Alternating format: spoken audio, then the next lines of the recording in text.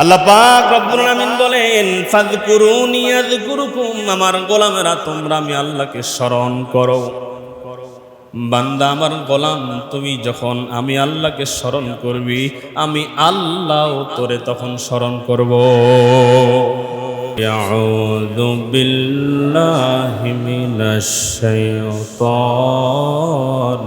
রাজীম। বিসমিল্লাহির রহমানির রহিম। ফাযকুরুনি আযকুরুকুম ওয়াশকুরুলি ওয়ালা তাকফুরুন। সাদাকাল্লাহুল আলিয়্যুল আযীম ওয়া সাদাকা রাসূলুহুন নাবিয়্যুল কারীম। ونحن على ذلك من الشاهدين والشاكرين والذاكرين. الحمد لله رب العالمين.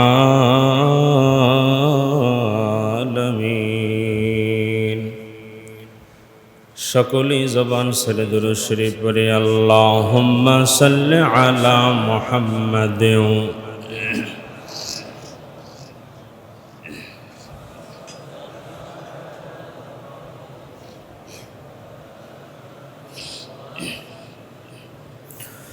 আল্লাহুম্মা বারিক আলা মুহাম্মাদিন ওয়া আলা আলি মুহাম্মাদ।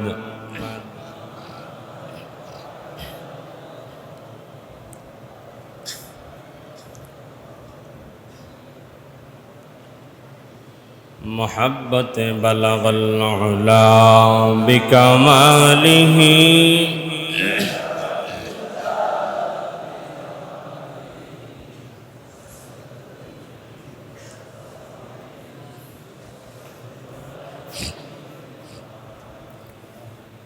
मकबूल तो है शाज़ है काबिल तो बहुत है।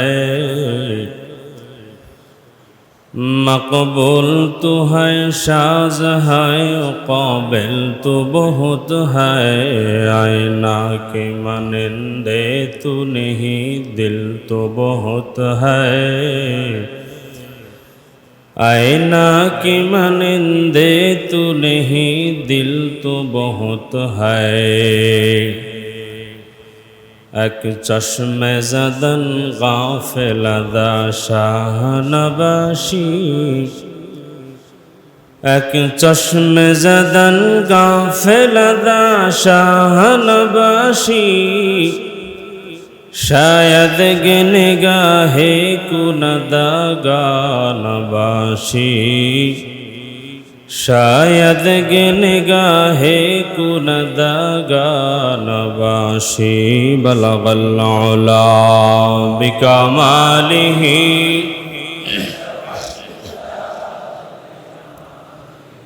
हसनत जमीअ खसालिही।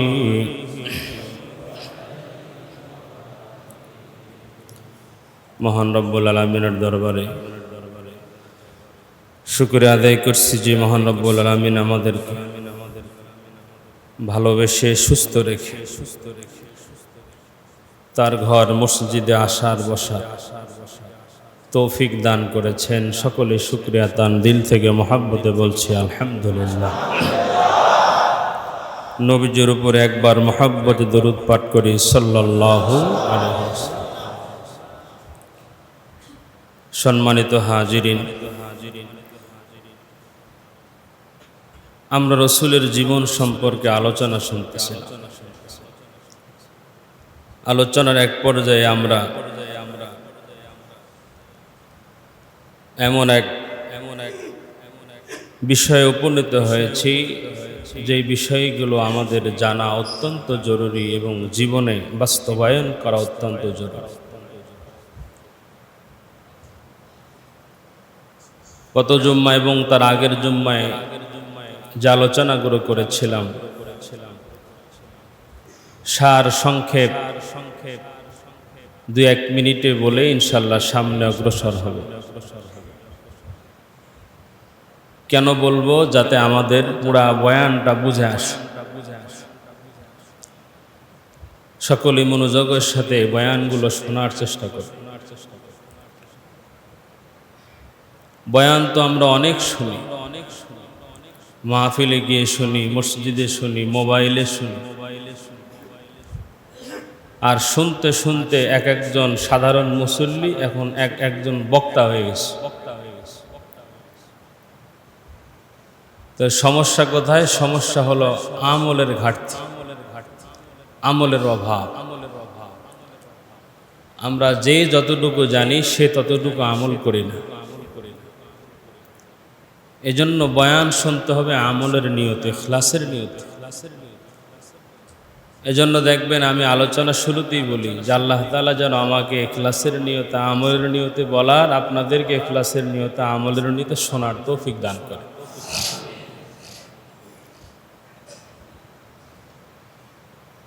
তো আমরা আলোচনা শুনতেছিলাম নবীজি সাল্লাল্লাহু আলাইহি ওয়াসাল্লামকে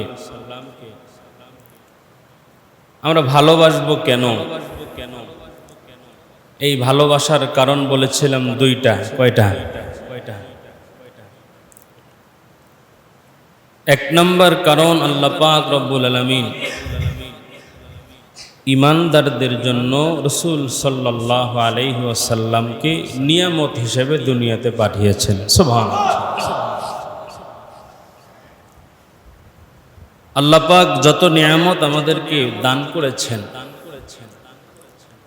তার মধ্যে সর্বশ্রেষ্ঠ নিয়ামত ঈমানদারদের জন্য রাসূল সাল্লাল্লাহু আলাইহি সাল্লাম। এজন্য আল্লাহ পাক বলছেন, লাকাদ মান্নাল্লাহু আলাল মুমিনিনা ইয বাআসা ফীহিম রাসূলাম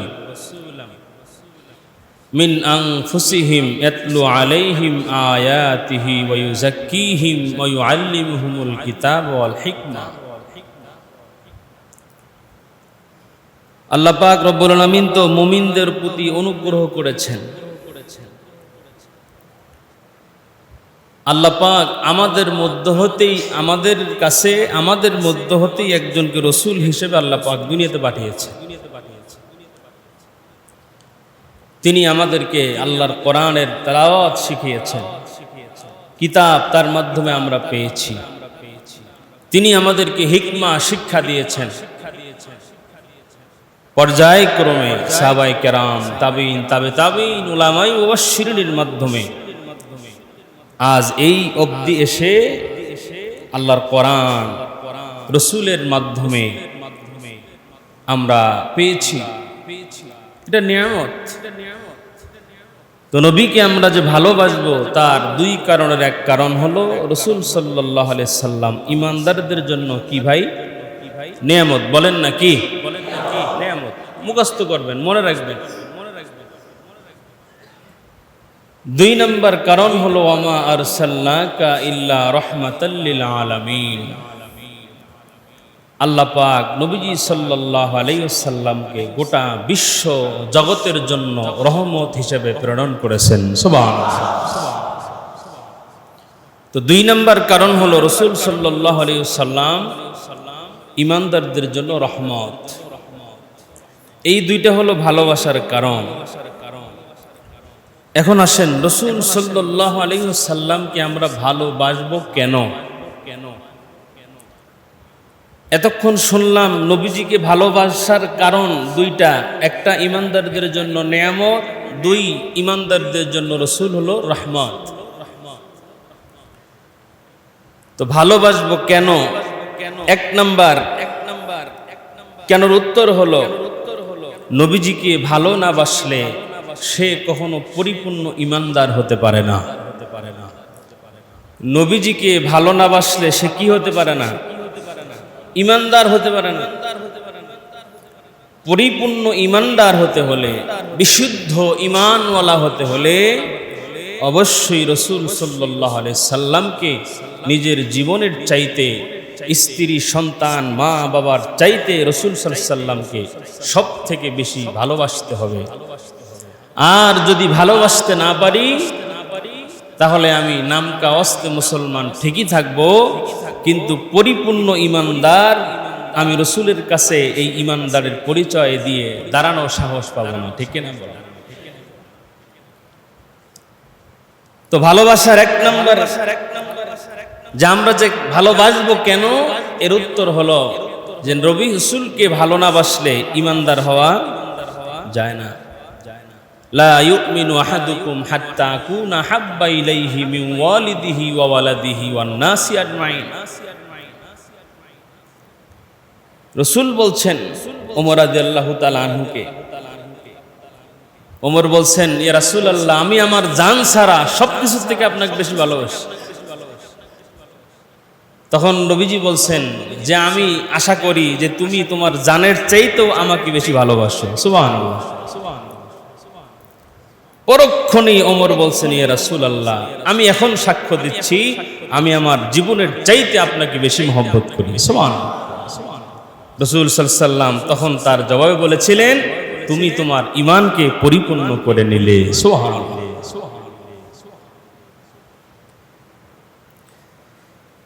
তো ভালোবাসবো কেন, 2 নম্বর কেনর উত্তর হলো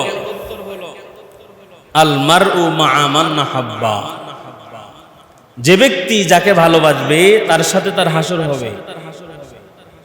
যে ব্যক্তি যাকে ভালোবাসবে তার সাথে তার কি হবে? হাসর হবে। তা আমরা যেহেতু ঈমানদার মুমিন রাসূলের উম্মত, আমরা অবশ্যই এই আশা অন্তরে রাখবো যে আমি রাসূলের সঙ্গে হাসরের ময়দানে উঠবো ইনশাআল্লাহ। আল্লাহ পাক কবুল করেন, বলেন আমিন। রাসূলের সঙ্গে উঠতে পারবো কখন? বলে রাসূলের পরিপূর্ণ মহব্বত অন্তরে ঢুকবে যখন। এই জন্য রাসূলের ভালোবাসা অন্তরে ঢোকানোর জন্য চেষ্টা করা। এতে এমনিতেই তো প্রবাদ আছে, যার সঙ্গে যার মহব্বত তার সাথে তার কিয়ামত। মানুষ কথার কথা বলে, এটা আসলেই ওইটা যে ব্যক্তি যাকে ভালোবাসবে তার সঙ্গে সে হাসরের ময়দানে দাঁড়াবে। আল্লাহ পাক রাসূলের পরিপূর্ণ মহব্বত আমাদের অন্তরে দান করেন, বলেন আমিন। এখন আসেন একটু ভালোবাসা সম্পর্কে আলোচনা করি। দুনিয়াতে যত প্রকারের ভালোবাসা আছে, দুনিয়াতে যত প্রকারের কি আছে? ভালোবাসা আছে। এই ভালোবাসাটা 2 প্রকার। কয় প্রকার? এক নম্বর হলো স্বভাবগত ভালোবাসা। কি গত? স্বভাব। স্বভাবগত ভালোবাসা কি? বলে যেমন সন্তানের প্রতি মা বাবার ভালোবাসা, এটা স্বভাবগত। সন্তান কানে শোনে না, চোখে দেখে না, প্রতিবন্ধী, পা নাই, কথা বলতে পারে না, কিন্তু মা বাবার সন্তানের প্রতি ভালোবাসা আছে না নাই? আছে। এটা হলো স্বভাবগত ভালোবাসা। 2 নম্বর হলো যুক্তিসঙ্গত কারণে ভালোবাসা। যুক্তিসঙ্গত কারণে ভালোবাসা, যৌক্তিকতার কারণে ভালোবাসা, বুদ্ধিমত্তার কারণে ভালোবাসা। এটা হলো 3 প্রকার। কয় প্রকার? একটু খেয়াল করে আলোচনাগুলো, আমি আজকে যে কথাগুলো বলছি এগুলো বোঝার কথা। পৃথিবীতে যত রকম ভালোবাসা আছে, এই ভালোবাসা কয় প্রকার? 2 প্রকার। একটা হলো স্বভাবগত ভালোবাসা, ওইটা কি? যেমন সন্তানের প্রতি মা বাবার ভালোবাসা। 2 নম্বর হলো যৌক্তিকতার কারণে ভালোবাসা, বুদ্ধিমত্তার কারণে ভালোবাসা। এটা হলো আবার 3 প্রকার। এই 3 প্রকারের 1 নম্বর প্রকার হলো সৌন্দর্যের কারণে ভালোবাসা। কিসের কারণে? যে কোনো জিনিস সুন্দর, সুন্দর জিনিসের প্রতি মানুষের ভালোবাসা জন্মায়, যার কারণেই তো দুনিয়াতে এত অঘটন ঘটতেছে। ঠিক কিনা বলে? একটা মেয়ে দেখছে, মেয়ের সৌন্দর্য তার ভালো লাগছে, এই জন্য ওই মেয়েকে পাওয়ার জন্য যা মন চায় তাই করে, নিজের হাত কাটে, এমনকি গলায় দড়ি পর্যন্ত দিয়ে আত্মহত্যা করে। ঠিক কিনা বলেন? সৌন্দর্যের কারণে ভালোবাসা। 2 নম্বর হলো যোগ্যতার কারণে ভালোবাসা, আকলের কারণে ভালোবাসা। একজন লোক দেখতে সুন্দর না, কিন্তু তার জ্ঞান অনেক বেশি, তার কথাবার্তার মধ্যে চিত্তাকর্ষক আছে, চিত্তাকর্ষক আছে, কথা বললে আকর্ষণ তৈরি হয়। তো এই তার শিক্ষা দীক্ষার কারণে এই যে যোগ্যতা, এই যোগ্যতার কারণে মানুষ ভালোবাসে। পরিপূর্ণতা, কামাল, এই পরিপূর্ণতার কারণে মানুষ মানুষকে মহব্বত করে। 3 নাম্বার হলো ইহসান, অনুগ্রহ। মনে করেন একজন বিপদে পড়ছে, কথার কথা আপনি বিপদে পড়ছেন, তো আরেক ভাই আপনাকে বিপদ থেকে উদ্ধার করছেন, তো এই যে সে আপনার প্রতি দয়া করছেন, অনুগ্রহ করছেন, এই জন্য আপনি তাকে ভালোবাসেন। এটা হলো এই বুদ্ধিমত্তার কারণে, যুক্তিসঙ্গত কারণে ভালোবাসায় 3 প্রকার। এই 3টা বিষয় যদি কোনো ব্যক্তির মধ্যে পাওয়া যায়, একটু বোঝার চেষ্টা করেন। একজন মানুষ আর একজন মানুষকে ভালোবাসতে সৌন্দর্যের কারণে, আবার কেউ ভালোবাসতেছে যোগ্যতার কারণে, পরিপূর্ণতার কারণে, আবার কেউ ভালোবাসতেছে ইহসান, অনুগ্রহ, দয়া করার কারণে। এখন কোন ব্যক্তির মধ্যে যদি 3টা জিনিসই পাওয়া যায়, তাহলে ওই ব্যক্তিকে কত ভালোবাসা দরকার, ঠিক না বলেন? আর এই 3টা বিষয় একজন মানুষের মধ্যেই ছিল, সেটা হলো আপনার আমার নবী, সর্বশ্রেষ্ঠ মহামানব হযরত নবী করিম সাল্লাল্লাহু আলাইহি ওয়াসাল্লাম। বলেন সুবহানাল্লাহ।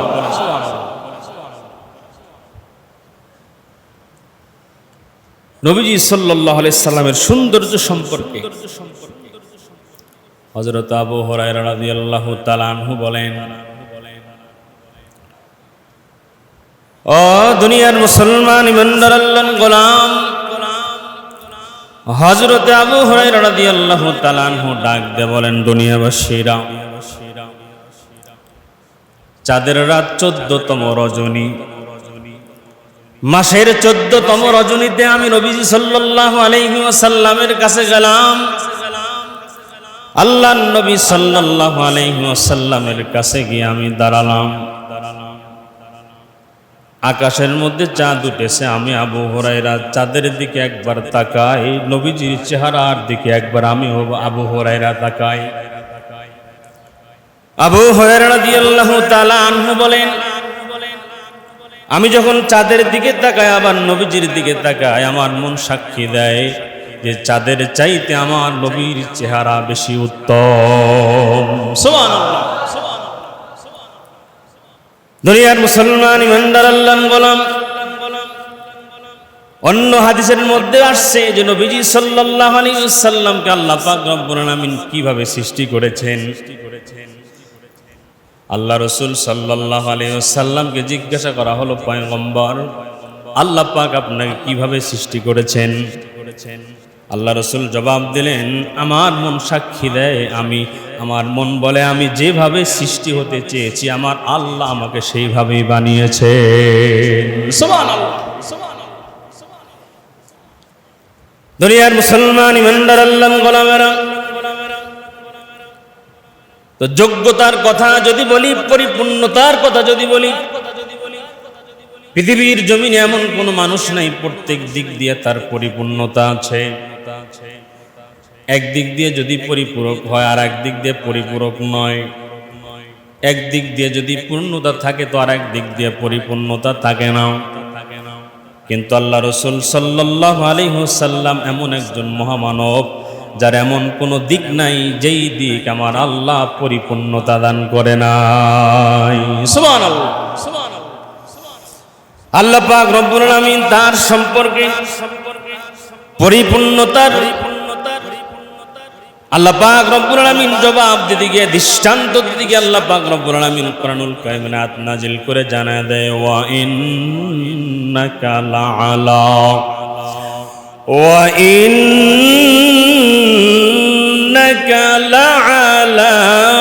খুলুকিন আযীম।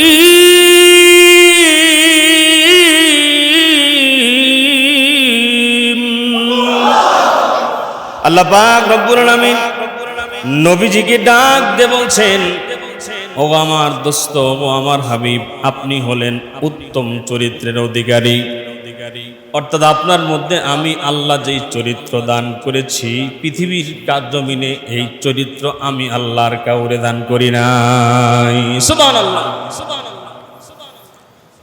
দুনিয়ার মুসলমান ইমানদার আল্লাহর গোলামেরা, তো আল্লাহ রাসূল সাল্লাল্লাহু আলাইহি ওয়াসাল্লামের চরিত্র এটা কেমন চরিত্র? আল্লাহ বলেন লা আলা খুলুকিন আযীম। এই চরিত্রটা হলো তিন প্রকার।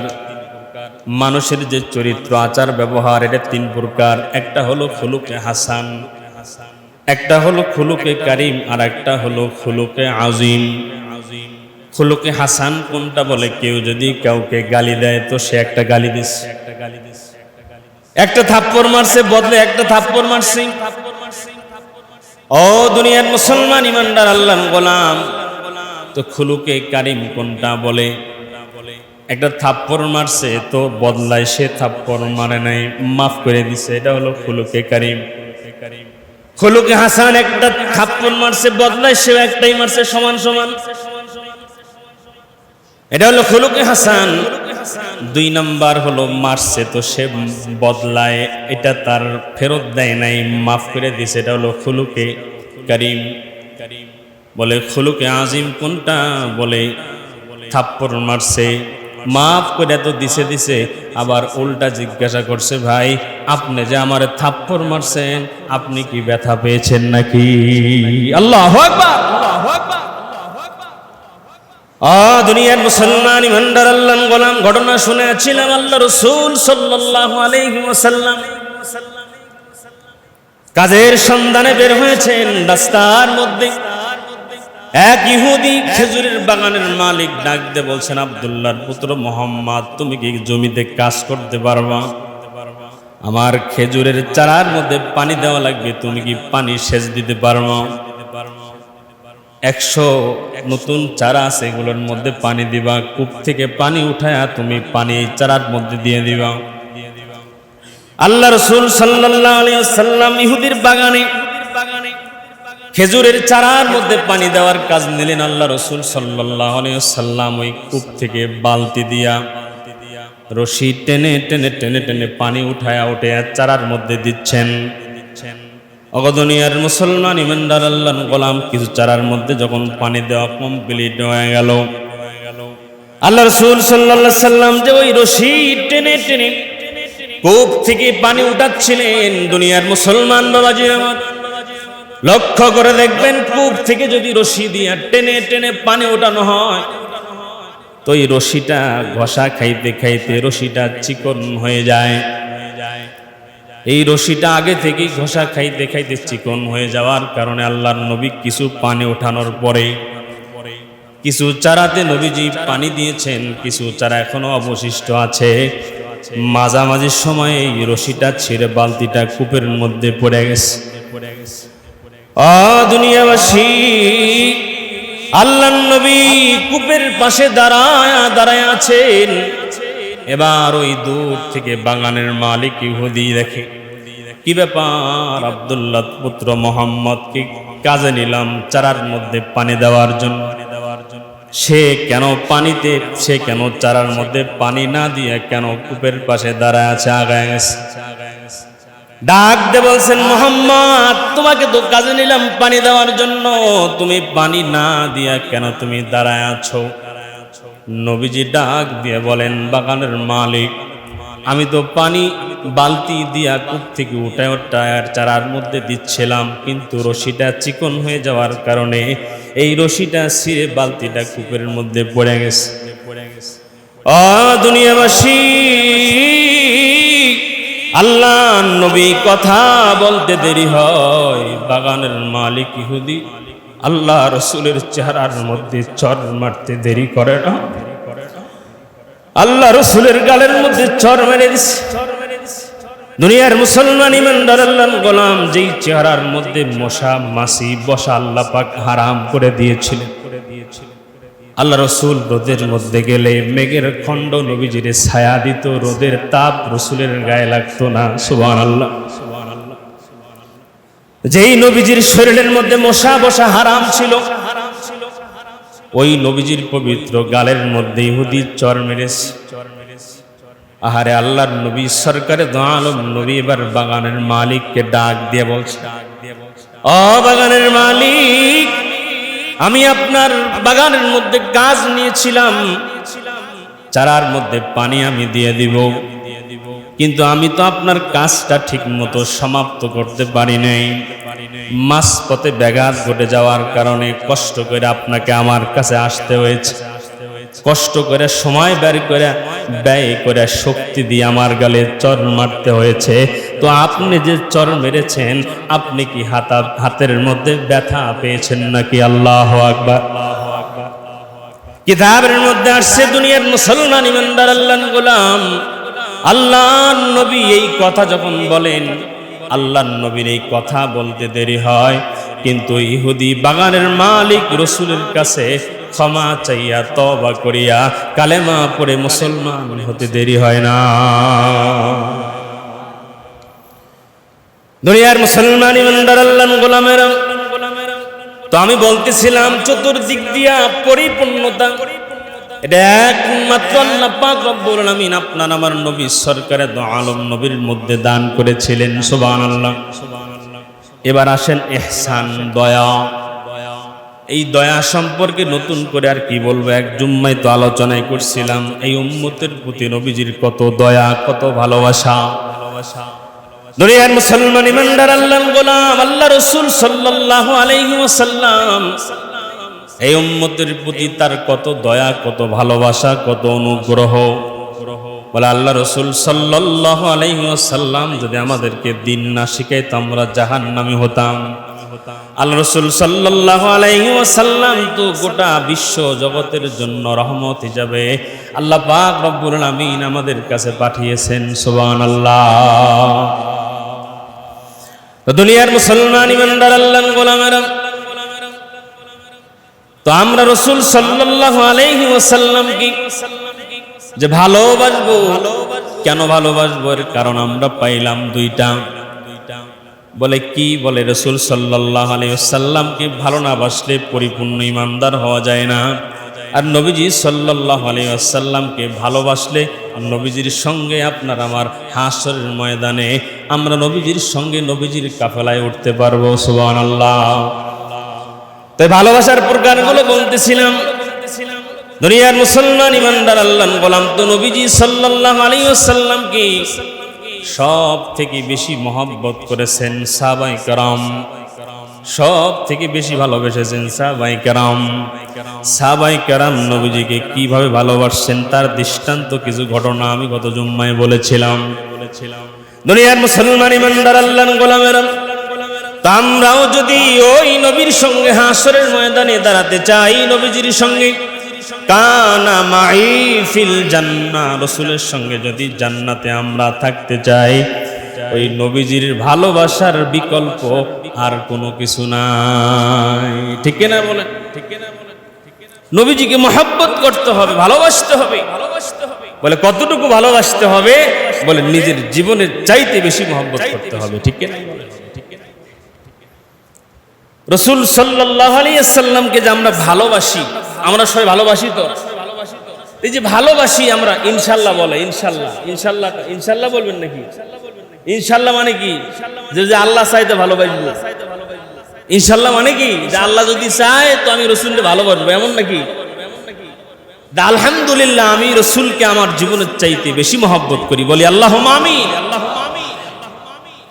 রাসূলকে প্রতি সেকেন্ড, প্রতি মিনিট, প্রতি ঘন্টা, প্রত্যেক দিন, প্রত্যেক সপ্তাহ, প্রতি মাস, প্রতি বছর, পুরা জিন্দিগির প্রতিটা মুহূর্তে রাসূলকে অনুসরণ করা, রাসূলকে মহব্বত করতে হবে। ঠিক না? তো নবীজিকে যে আমরা ভালোবাসি, এই ভালোবাসার প্রদর্শনটা তো আমাদের দরকার দেখানো। ঠিক না বলেন?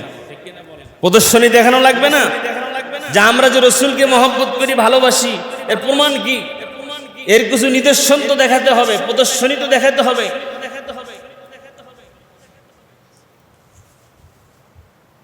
আল্লাহ রাসূল সাল্লাল্লাহু আলাইহি ওয়াসাল্লামকে ভালোবাসার সব থেকে বড় নিদর্শন হলো রাসূলের প্রতি বেশি বেশি দরুদ পড়া। বলেন সুবহানাল্লাহ। রাসূলের প্রতি কি পড়া? নবীজি সাল্লাল্লাহু আলাইহি সাল্লামের প্রতি বেশি বেশি দরুদ পড়া। আর দরুদ পড়া এটা তো আল্লাহ পাক রব্বুল আলামিনের পক্ষ থেকে হুকুম।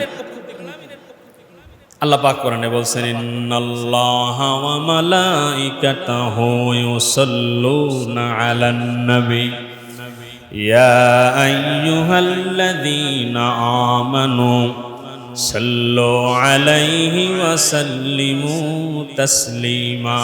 আমরা এটা পড়েই তো দরুদ শুরু করি, ঠিক না ভাই? ঠিক।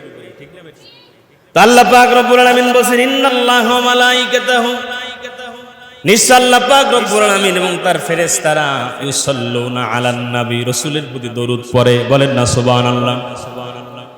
তো আল্লাহ পাক রব্বুল আলামিন বলছেন, অতএব ইয়া আইয়ুহাল্লাযীনা আমানু, অতএব হে ঈমানদারেরা, সল্লু, তোমরাও নবীজির প্রতি তোমরাও বেশি বেশি দরুদ পড়ো। সুবহানাল্লাহ। স্বয়ং আল্লাহ এবং তার ফেরেশতারা নবীজির প্রতি দরুদ পড়ে। তো আল্লাহ পাকও বলতেছেন, অতএব হে ঈমানদার মুমিনগণ, তোমরাও আমার দোস্ত, আমার হাবিব পয়গম্বরের প্রতি তোমরাও বেশি বেশি কি পড়ো? দরুদ পড়ো। বল হুজুর, আমরা কি আর অত দরুদ পারি? সাল্লাল্লাহু আলাইহি ওয়াসাল্লাম এতটুকু তো পারি। কি বলেন? সব থেকে ছোট দরুদ সাল্লাল্লাহু আলাইহি ওয়াসাল্লাম। সময় পাইছেন তো এটাই, সময় আছে তো এটাই পড়েন না, সাল্লাল্লাহু আলাইহি ওয়াসাল্লাম। রাসূলের প্রতি বেশি বেশি দরুদ পড়া। আর দরুদ মানে আল্লাহকে স্মরণ করা। কি করা? রাসূলের প্রতি দরুদ পড়া মানে কাকে স্মরণ করা? আল্লাহ পাক রব্বুল আলামিন বলেন, ফাযকুরুনি আযকুরুকুম ওয়াশকুরুলি ওয়ালা তাকফুরুন।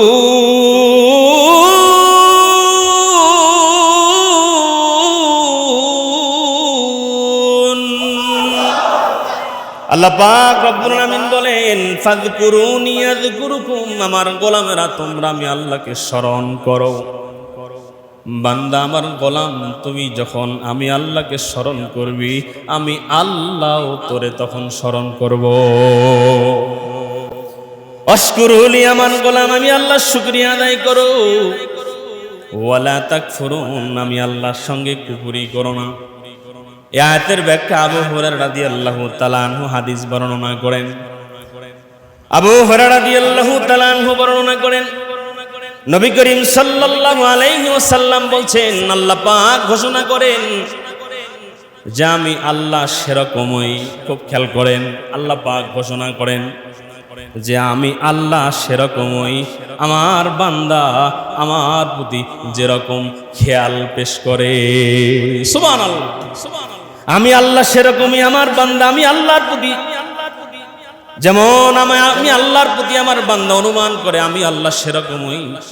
আল্লাহ পাক রব্বুল আলামিন সম্পর্কে নবীজি সাল্লাল্লাহু আলাইহি ওয়াসাল্লাম বলেন যে, রাসূল সাল্লাল্লাহু আলাইহি সাল্লাম বলেন, আল্লাহর কোন গোলাম যখন মনে মনে আল্লাহকে স্মরণ করে, আল্লাহর নবী বলেন, আমার উম্মত, আমার সাহাবায়ে কেরাম তোমরা শোনো, আল্লাহর কোন গোলাম যখন আল্লাহকে মনে মনে স্মরণ করে, স্বয়ং আল্লাহ পাক তখন ওই বান্দাকে স্মরণ করে। সুবহানাল্লাহ। আল্লাহ রাসূল সাল্লাল্লাহু আলাইহি সাল্লাম বলতেছেন, আমার কোন উম্মত, কোন মুমিন যদি আল্লাহকে কোন জনসমাবেশের মধ্যে স্মরণ করে, এক নাম্বার বলছেন যদি মনে মনে স্মরণ করে, আল্লাহ নিজে ওই বান্দাকে স্মরণ করে। তো কোন গোলাম যদি জনসমাবেশের মধ্যে থেকেও আল্লাহরে বলেন আল্লাহকে স্মরণ করছে, আল্লাহ পাক রব্বুল আলামিন সম্পর্কে নবীজি বলেন, আল্লাহ তাআলা তার চাইতেও উত্তম মজলিসে বসে বসে ওই বান্দাকে স্মরণ করে। সুবহানাল্লাহ। দুনিয়ার মুসলমান ইমানদার আল্লাহর গোলাম, আল্লাহ রাসূল সাল্লাল্লাহু আলাইহি ওয়াসাল্লাম বলেন, আল্লাহর কোন গোলাম যখন আল্লাহ পাকের দিকে এক বিঘত আগায়া যায়, এক বিঘত যখন আগায়া যায়, আল্লাহ পাক রব্বুল আলামিন ওই বান্দার দিকে এক হাত আগায় আসে। সুবহানাল্লাহ। আর আল্লাহর কোন গোলাম যখন আল্লাহর দিকে এক হাত আগায় যায়, আল্লাহ নবী বলেন, আল্লাহ পাক রব্বুল আলামিন ওই বান্দার দিকে তখন দুই হাত আগায় আসে। সুবহানাল্লাহ। আল্লাহর দিকে আল্লাহর কোনো গোলাম যখন হেঁটে হেঁটে চলে যায়, আল্লাহ রসুল বলেন ওই বান্দার দিকে আমার আল্লাহ কুদরতিভাবে দৌড়াইয়া দৌড়াইয়া আগায় আসে। সুবহানাল্লাহ, সুবহানাল্লাহ। দুনিয়ার মুসলমান ইমানদার আল্লাহর গোলাম, এজন্য আল্লাহ রসুলের প্রতি বেশি বেশি দরুদ পড়া, সময় পাইলেই দরুদ পড়া সাল্লাল্লাহু আলাইহি ওয়াসাল্লাম। আল্লাহ রসুল সাল্লাল্লাহু আলাইহি ওয়াসাল্লামকে আল্লাহ পাক এত ভালোবাসেন, এত মহব্বত করেন, এত ভালোবাসেন। আহারে আজান হবে, রসুলের নাম ছাড়া আজান হয় না। নামাজ পড়বেন, রসুলের নাম ছাড়া নামাজ হয় না। এমন কোনো জায়গা নাই যেই জায়গায় রসুলের নাম আমার মালিক রাখে নাই। সুবহানাল্লাহ। দুনিয়ার মুসলমান ইমানদার আল্লাহর গোলাম, দরুদ, দরুদ এটা কি বলে? দরুদ তো এটা মুমিনের প্রশান্ত হৃদয়ের পরিচায়ক বহন করে। বলে কেমনে? বলে আবু যর গিফারী রাদিয়াল্লাহু তাআলা আনহু বলেন, যদি কেউ রসুলের প্রতি দরুদ না পড়ে তো তার ব্যাপারে আল্লাহ রসুল কি বলছেন? আল্লাহ রসুল সাল্লাল্লাহু আলাইহি ওয়াসাল্লাম বলেন, সাহাবায়ে কেরাম, আমি কি তোমাদেরকে এমন ব্যক্তি সম্পর্কে বলবো যেই ব্যক্তি সব থেকে বড় কৃপণ? সাহাবায়ে কেরাম বলেন, অবশ্যই ইয়া রাসূলুল্লাহ। বলেন কে ওই ব্যক্তি? আল্লাহ রসুল বলেন, যেই ব্যক্তি আমি নবীর উপরে দরুদ পড়তে কৃপণতা করে ওই ব্যক্তি হলো দুনিয়ার মধ্যে সব থেকে বেশি কৃপণ। নাউজুবিল্লাহ। আল্লাহ রসুল সাল্লাল্লাহু আলাইহি সাল্লামের প্রতি দরুদ না পড়ার কারণে আল্লাহর পক্ষ থেকে জিবরাইল আগমন করেছেন, হুঁশিয়ারি দিয়েছেন। আমরা সবাই হাদিসটা জানি, রমজান মাস আসলে হাদিস সম্পর্কে আলোচনা করা হয়। আল্লাহ রসুল সাল্লাল্লাহু আলাইহি ওয়াসাল্লাম জুমার নামাজ পড়ানোর জন্য প্রথম মিম্বারের মধ্যে পা রেখে বলছিলেন আমিন। দ্বিতীয় মিম্বারে পা রেখে নবীজি বলছেন আমিন। তৃতীয় মিম্বারের মধ্যে পা রেখে নবীজি বলছেন আমিন। তো তিনবার রসুল আমিন আমিন আমিন বলেছেন। বিগত কোনো জুম্মার নামাজের আগে নবীজি মিম্বারে বসে আমিন আমিন শব্দ উচ্চারণ করে নাই। সাহাবায়ে কেরাম নামাজের পরে জিজ্ঞাসা করলেন, ইয়া রাসূলুল্লাহ, ওগো আল্লাহর নবী, ওগো আল্লাহর হাবিব, বিগত দিনে আপনিও তো জুমার নামাজ পড়াচ্ছেন, কোনোদিন তো আমিন আমিন শব্দ জুমার নামাজের আপনি খুতবার আগে কখনোই বলেন নাই। আল্লাহর নবী সরকারে দো আলম নবী বলেন, সাহাবায়ে কেরাম শোনো, আমি যখন প্রথম মিম্বারের মধ্যে পা রাখলাম আমিন কেন বলেছি? বলে আমি যখন মিম্বারের মধ্যে পা রেখেছি আল্লাহর পক্ষ থেকে জিবরাইল আমার মসজিদের দরওয়াজার মধ্যে দাঁড়িয়ে গেছে। সুবহানাল্লাহ, সুবহানাল্লাহ। বলে কি জন্য দাঁড়িয়ে গেছে জানো? আল্লাহর পক্ষ থেকে তিনটা দোয়া নিয়ে আসছেন। দোয়া জিবরাইল দোয়া করেছেন আর আমি জিবরাইলের সঙ্গে আমিন আমিন বলেছি। কি দোয়া জানো? বলে এক নাম্বার হলো, যেই বান্দা মা বাবারে পাইল কিন্তু জান্নাত কামাই করতে পারল না। দুনিয়ার মুসলমান বাবারা, আল্লাহ নবী বলছেন, সাহাবায়ে কেরাম শোনো, জিবরাইল আমাকে বলছেন, ওগো মুহাম্মদ, ওগো আল্লাহর হাবিব, আল্লাহর পয়গম্বর, আল্লাহ পাক আমাকে পাঠিয়েছেন, আল্লাহ পাক আমাকে এই দোয়া করতে বলেছেন আর আপনাকে আমিন আমিন বলতে বলেছেন। এক নাম্বার দোয়া হলো, আল্লাহ পাক জানায় দিয়েছেন, যেই ব্যক্তি মা বাবারে জীবিত অবস্থায় পাইল কিন্তু মা বাবার খেদমত করিয়া, আল জান্নাতু তাহতা আকদামিল উম্মাহাত, মায়ের পায়ের নিচে, আল্লাহ রাসূল বলছেন মায়ের পায়ের নিচেই সন্তানের বেহেশত। আমরা মক্কায় যাই, মদিনায় যাই, মসজিদে যাই, কত জায়গায় যাই, জান্নাত পাওয়ার জন্য লক্ষ লক্ষ টাকা খরচ করিয়া আমরা মানবতার কল্যাণে কত কাজ করি, কিন্তু অনেক ধনী মানুষ এমন আছে কোটি কোটি টাকা মানুষের জন্য ব্যয় করে কিন্তু মা বাবার জন্য ব্যয় করে না। আছে না? না। আল্লাহ রাসূল সাল্লাল্লাহু আলাইহি ওয়াসাল্লাম বলছেন, সাহাবায়ে কেরাম শোনো, জিবরাইল মসজিদের দরওয়াজার মধ্যে দাঁড়ায় এক নাম্বার দোয়া করেছেন, মা বাবারে পাইল জীবিত অবস্থায় কিন্তু খেদমত করিয়া জান্নাত কামাই করতে পারল না। আল্লাহ পাক রব্বুল আলামিন বলেছেন ওই ব্যক্তি ধ্বংস হোক। এবার আল্লাহ রাসূল বলেন, আমি ওই দোয়ার সঙ্গে বলেছি আমিন। দুই নাম্বার আল্লাহ রাসূল বলেন, জিবরাইল আমাকে জানাইছেন যেই ব্যক্তি রমজান মাস পাইলো, রমজান মাসে ইবাদত করিয়া, রমজান মাসে কান্নাকাটি করিয়া নিজের জিন্দেগীর গুনাহগুলো ক্ষমা করতে পারে নাই, আল্লাহ পাক বলছেন ওই ব্যক্তি ধ্বংস হোক, ওই ব্যক্তির উপরে লানত। আল্লাহ রাসূল বলেন, আমি বললাম আমিন। 3 নম্বর জিবরাইল বলেন যেই ব্যক্তি ওই মজলিস উপস্থিত ছিল, যেই মজলিসের মধ্যে নবীজির নাম নেওয়া হয় কিন্তু রাসূলের প্রতি দরুদ পড়ল না, ওই ব্যক্তি ধ্বংস হোক। নবীজি বলেন, আমি জিবরাইলের সঙ্গে বলেছি আমি। তো নবীজি সাল্লাল্লাহু আলাইহি সাল্লামের প্রতি দরুদ পড়া, কেমন ভাবে দরুদ পড়া আল্লাহ পাক এটা নির্ধারিত করে দিয়েছেন। বলে যেই মজলিসে নবীজির নাম নেওয়া হয়, নবীজির নাম নেওয়ার সাথে সাথেই রাসূলের প্রতি দরুদ পড়া আত্মাবশ্যক হয়ে যায়। সুবহানাল্লাহ। এই জন্য দেখবেন আমরা যখনই বলি রাসূলুল্লাহ তখনই বলি সাল্লাল্লাহু আলাইহি ওয়াসাল্লাম, ঠিক কি না? তবে একটা কথা আবার এখানে একটা মাসালা জেনে রাখি, এই যে আমিও তো বারবার নবীজি বলতেছি, কিন্তু প্রত্যেকবার কি সাল্লাল্লাহু আলাইহি ওয়াসাল্লাম বলতেছি নাকি? না, বলে এক জায়গায় যদি সে অনেকবার বলে, মাঝে মাঝে সাল্লাল্লাহু আলাইহি সাল্লাম বললেই দরুদের হক আদায় হয়ে যাবে। সুবহানাল্লাহ। যেমন আমরা কোরআন শরীফ তেলাওয়াত করি, কোরআন শরীফের সেজদার আয়াত আছে না? কোরআন শরীফের সেজদার আয়াত পড়লে, একটা সেজদার আয়াত পড়লে কয়বার সেজদা দেওয়া লাগে? একবার। কয়বার? একবার একটা সেজদা দিতে হয়। এখন যদি বলেন যে একবার পড়লেই যদি সেজদা দিতে হয়, এই যে হেফজখানায় যে ছাত্ররা পড়ে, তো ও এক আয়াত তো মুখস্থ করার জন্য কয়শোবার পড়া তো হিসেবই নাই, কথা বলে না। এখন ও কি গণবে যে কয়বার পড়লাম আর কয়টা সেজদা দিব? না, মাসালা হলো এক জায়গায় বসে সে যদি অনেকবার বারবার শতবারও যদি এক আয়াত পড়ে, একটা সেজদা দিলেই সেজদার হক আদায় হয়ে যাবে। ইসলাম কত সহজ, কত সুন্দর। ইসলামের মতো সুন্দর ধর্ম পৃথিবীতে আর হতে পারে না, ঠিক কিনা বলেন? ইসলাম আমরা বুঝি নাই, ইসলাম কি আমরা উপলব্ধি করতে পারি নাই, ইসলাম সম্পর্কে জ্ঞান অর্জন করতে পারি নাই।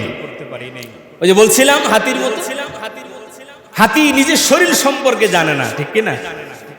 সে জানে না তার শরীরটা কত বড়, কারণ তার যে পিছনে দেখবে আল্লাহ তার চোখের পাশেই বিশাল বড়, এমন বড় কান দিছে, এই কানের কারণে সে নিজের চেহারা জীবনে কোনোদিন দেখতে পারে নাকি? পারে না। হাতি জানে না যে আমি কত বড়। সে যদি জানতো যে আমি এত বড়, তাহলে আপনার আমার মতো এই ভুট্টু মেয়ে উপরে উঠতে হেরে পিঠে একবারে সোজা বানালে দিস, সম্ভব হতো না। সে নিজের শরীর সম্পর্কে জানা না বিদায় সে আর একজনের ইশারায় চলে। আজকে আমরাও ঠিক ওই হাতির মতো ইসলাম সম্পর্কে জানি না। না জানার কারণে ইসলাম কি জিনিস, ইসলাম কত শক্তিশালী ধর্ম, ইসলাম মানলে এর মধ্যে শান্তি আছে, এটা আমরা উপলব্ধি করতে পারছি। এই জন্য ভাই ইসলাম সম্পর্কে জানা দরকার, দিন সম্পর্কে জানা দরকার। এখন তো দিন সম্পর্কে জানা সহজ হয়ে গেছে, সবার হাতে হাতে মোবাইল। আমি তো আপনাদেরকে বলেছিলাম একটা অ্যাপস ডাউনলোড করার জন্য, মুসলিম বাংলা। আরে ভাই আপনি সারাদিন অফিস করেছেন, রাত্রিবেলা শোয়ার সময় 5টা মিনিট আল্লাহর জন্য দেন। কয় মিনিট দেয়া যাবে না ভাই? কয় মিনিট? 5 মিনিট দেন না, 5টা মিনিট প্রতিদিন। ওখানে একটা করে হাদিস আসে উপরে। আমাদের যেমন ওই আপনারা খবর তো দেখেন, টিভি তো সবাই দেখেন, টিভি দেখা তো সুন্নত না, টিভি তো দেখেন।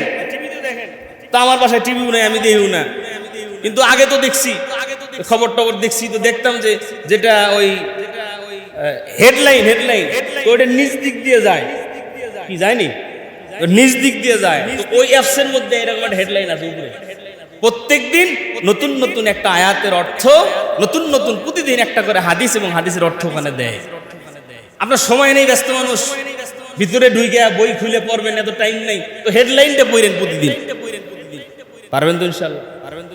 টাচ ফোন আছে, বলে হুজুর টাইম নেই, কি নাই? টাইম নাই তো 2 ঘন্টা 1.5 ঘন্টা নাটক দেখার টাইম আছে, গান শোনার টাইম আছে, গল্প গুজব করার টাইম আছে, বন্ধুর লগে পান খাওয়ার টান খাওয়ার টাইম আছে, গল্প গুজব করার সময় আছে, কিন্তু এই 2 মিনিট রাসূলের একটা হাদিস পড়বে টাইম নাই। ওই যে বলছিলাম না টাইম নেই, আমারও টাইম নেই, টাইম শেষ। তো এই যে টাইম নেই, আসলেই আমরা ভালো কাজ করতে গেলেই টাইম পাই না, কিন্তু আকাম্য কাজ করার লেগে আমাদের কাছে অনেক টাইম আছে। এই জন্য আসেন আমরা দিন সম্পর্কে জানার চেষ্টা করি, ইসলাম সম্পর্কে প্রতিদিন কিছু না কিছু আমরা জানার চেষ্টা করি। তো যাই হোক আলোচনা অনেক লম্বা, আল্লাহ পাক হায়াতে রাখলে ইনশাআল্লাহ ধারাবাহিকভাবে রাসূলের জীবন থেকে একটা একটা করে পাঠ আমি আপনাদের সামনে ইনশাআল্লাহ ধারাবাহিকভাবে তুলে ধরার চেষ্টা করব। মালিক যেন আমাকে ইখলাসের নিয়তে যেইভাবে বললে আপনারা বুঝবেন, আরো ওই সুকৌশলের সাথে যেন আমাকে আপনাদেরকে বোঝানোর তৌফিক দান করেন, নিজেও আমল যেন করতে পারি, আপনারাও যেমন আমল করতে পারেন, আল্লাহ পাক সেই তৌফিক আমাদেরকে দান করেন। দরুদ শরীফের আমল বেশি বেশি করবো ইনশাআল্লাহ। পাক আমাদেরকে দুনিয়াতে যতদিন বেঁচে থাকবো রাসূলের মহব্বত অন্তরে ধারণ করে আমাদেরকে বাঁচার, রাসূলের মহব্বত নিয়ে দুনিয়ার থেকে যাওয়ার তৌফিক দান করেন। জোরে বলেন আমিন। ওমা আলাইনা ইল্লাল বালাগ। যারা সুন্নত পড়ি নেই